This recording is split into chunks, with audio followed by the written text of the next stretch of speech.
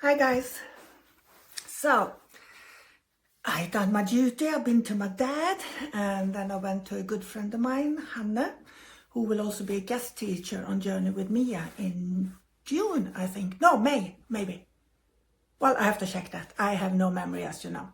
But anyway, had nice dinner, Thai food, enjoyed myself, thinking of something else. And I've just been thinking quite a lot on what I've been teaching and shared a lot of times now over the last months is that when I started my development, it was all about the mechanics to get as much evidence you can get and so on. And I'm very happy for that because, yes, it made me to a better medium, of course, but I also think we forgot one huge important thing, and that is the personal development.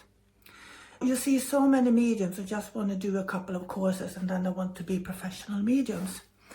And in all honesty, it takes years to become professional. And sometimes people go too many courses and they don't get out there and work.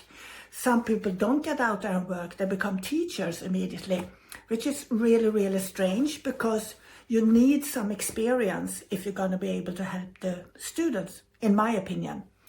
So sometimes I think this business is so weird. But anyway, I'm very happy for everyone who develop and trying to do something good and to help other people because I think it's necessary. The world today is quite cold, I think, and there's a lot of wars going on. And there's a lot of dog eat dog in this world and also in this business, unfortunately.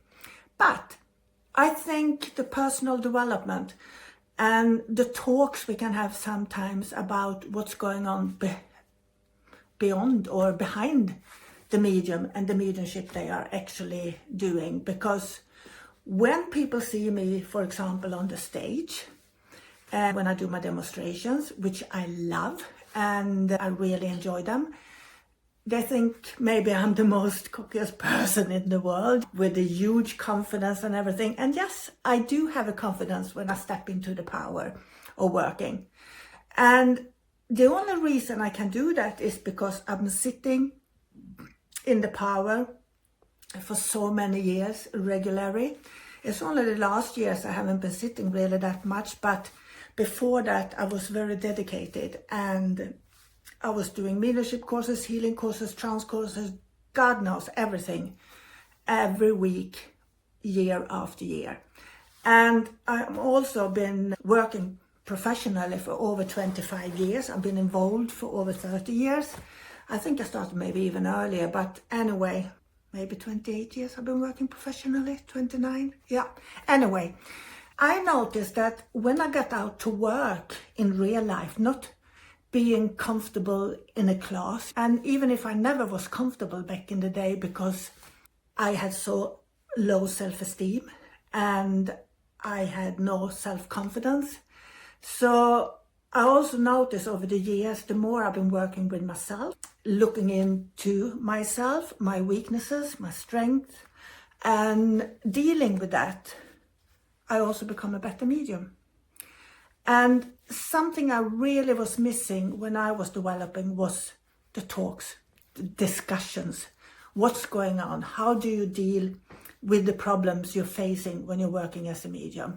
What do you do if you have a bad sitting or a reading and you're feeling that your confidence flew out the window? How do you deal with it? And I think if you take a couple of courses and get out there and work, it will be tough. Because when you're working with mediumship, it's not just bringing the evidence through. You have to work the audience, you have to bring the energy there, you have to make them laugh, they have to feel the emotions, they have to get the evidence. It should be a mixture. But you can't just wrap yourself in this little bubble and just focus on the evidence and forget everything around you, because then you're dropping the audience as well. What do you do when you get a no?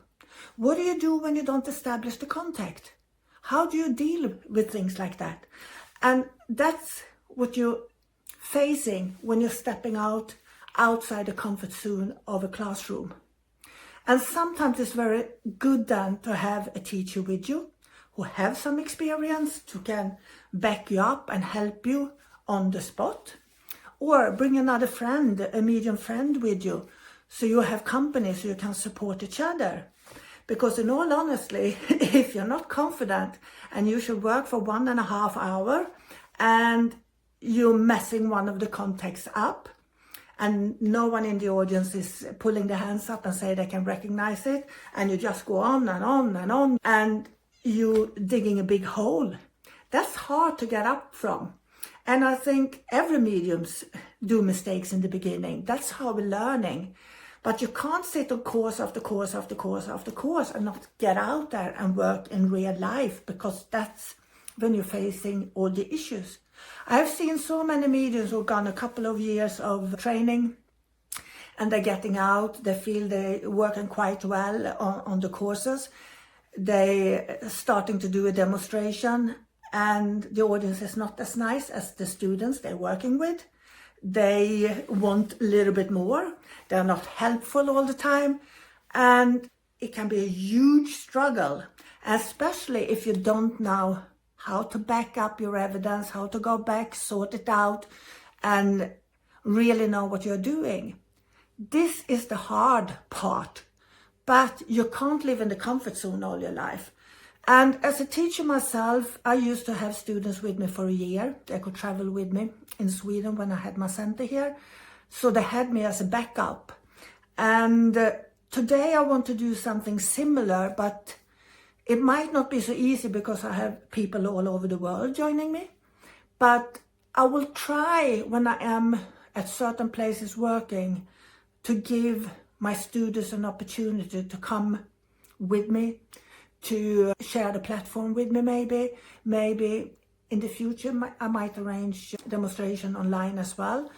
But I haven't done a whole demonstration online by myself, and I'm gonna do that in the summer for the first time. I've done a couple of contexts and that's been fine, but to do a whole demonstration or something I haven't done before. So I want to do that before I bring my students in, so I know with my experience for normal mediumship, but also how to work it online, because you don't have the public and their energy that they're coming back to you. So yeah, you have to challenge yourself. And I think that's the fun part in this, because when you challenge yourself and you manage to do it, you go, yay. So anyway, I hope if you're listening out there, that you have to trust what's popping up in your head when you're working with the spirit.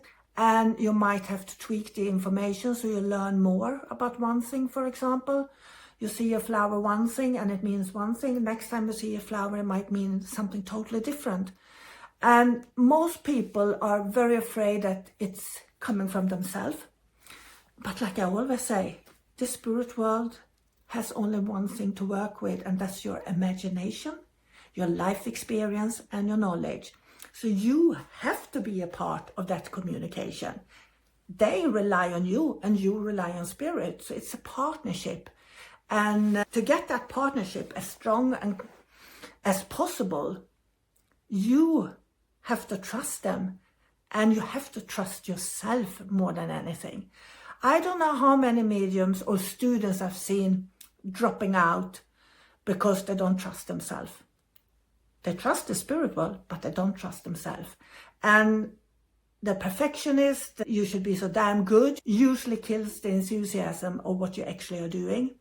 So most students are actually too hard on themselves instead of trying to enjoy it and realizing I'm going to do the best I can. And no one can ask for more. And the spirit world will definitely not do that. So anyway, I have to go. I'm working with Journey with Mia.